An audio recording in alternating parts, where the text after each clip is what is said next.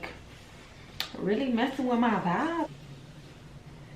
Yes, bitch, that is better. It's better.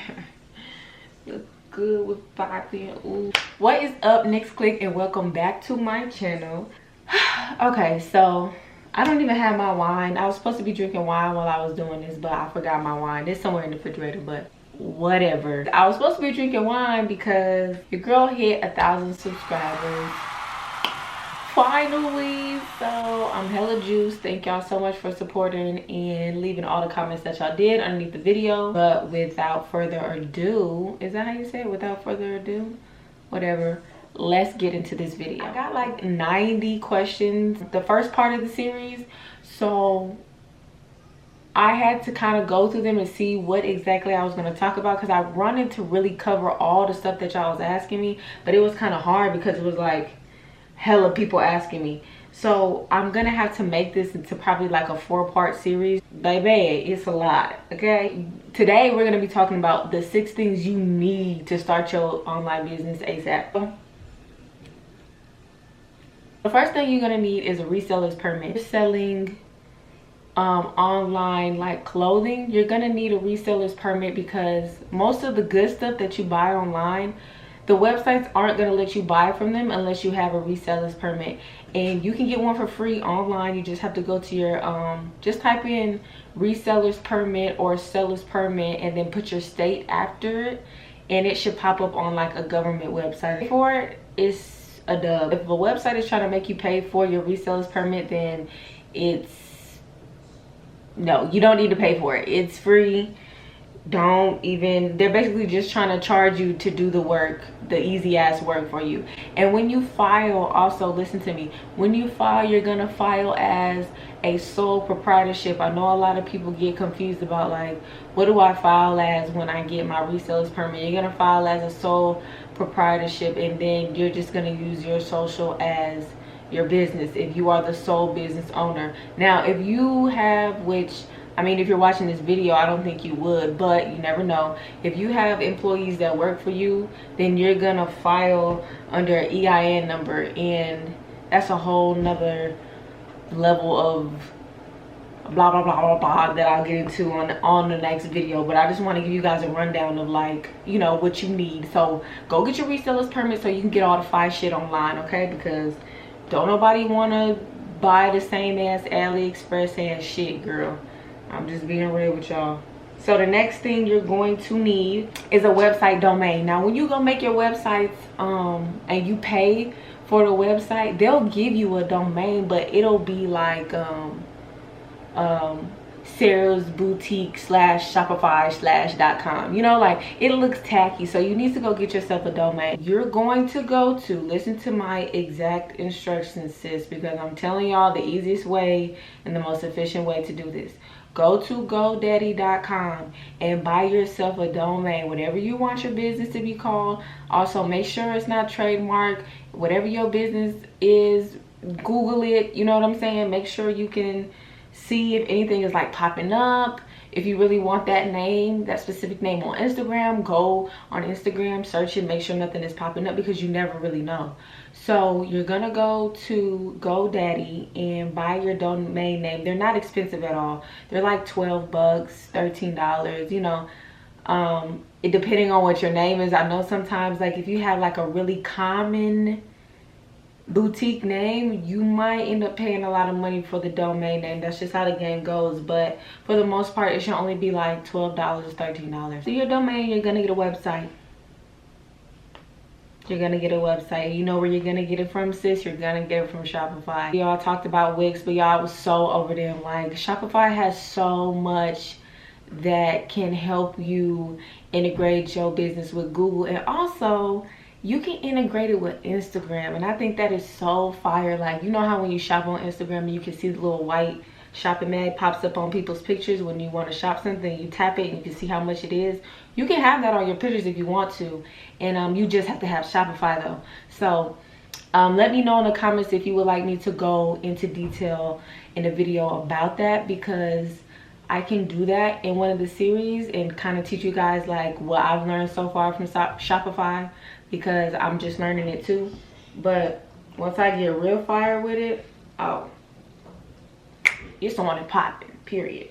So yeah, you're gonna go to Shopify. You're gonna make your website on Shopify. I wouldn't even recommend you nothing else unless you have like a, say you're selling like 2 styles of lashes, or like 2-3 flavors of lip gloss or something like that. You know, like if you're doing something like that, then I suggest you get a big cartel, just because it's free for the first 5 items. So like if you're selling something that's very small, you know what I'm saying? And like Shopify is $30 a month. So if you're gonna be selling something really small and there's not a lot of variations of the product, I definitely would suggest you get a big cartel for sure. So the third one is going to be your PayPal. Now I had so many questions about this in my last video, and I just want to go over a couple of things with the PayPal situation. So you would want to connect your PayPal to your Shopify account, and you want to disable anything else that something is using. Like I know they have Stripe. Disable all that on the Shopify. Like Stripe will take the payment from your customers, but they won't issue your payment until like a week later. It's just a hot ass mess, and I don't be here for the BS, sis. I need my coin, and I need it now, period. So you're gonna go to PayPal, make you an account. They're gonna ask you everything from like your social, your business name. You're gonna make a business PayPal account, and what you're going to do is, you make your business PayPal account, you're going to request a business PayPal debit card. When you get a PayPal account, I want y'all to be very, very aware that there is a way around chargebacks, and when you run a business, you will run into them and you will get them. A chargeback is basically when a customer orders something and then they basically put out a claim on you saying that they never got their item, even when they did.